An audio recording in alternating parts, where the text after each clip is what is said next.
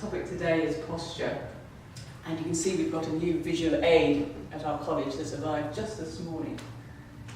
Now if you walk through the door and have a look at this grid, beautifully drawn grid, one could get the impression, just on first looking at it, that we're concerned about posture. And in one way, we are concerned about posture.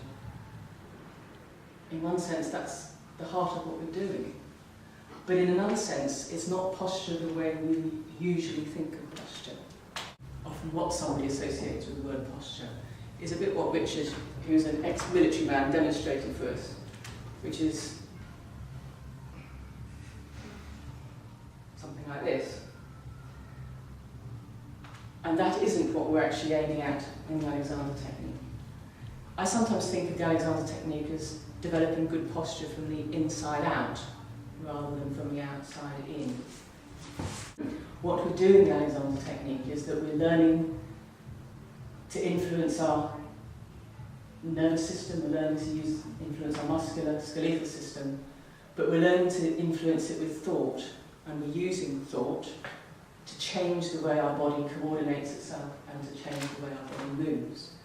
And I think of the Alexander technique as being about posture from the inside outwards. It's that aspect of it that I'm referring to. In the Alexander technique, we're not just after this idea of the perfect body as a separate entity.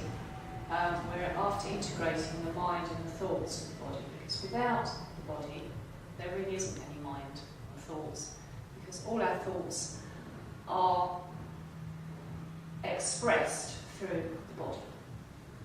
And whether we like it or not, unfortunately that is the case. So the more you can integrate the mind with the body, then the more you'll have a whole being that is working effectively and usefully together. It's almost impossible it is impossible to actually separate the mind and body. And that's what we're aiming to do with the Alexander technique, is to influence our body with our thoughts. So by thinking about lengthening the body, that message to the neurological system is enough to activate the muscles without us actually having to affect that ourselves. So, the mind and the body are one, and mind and body unity is what we're about in the Alexander technique.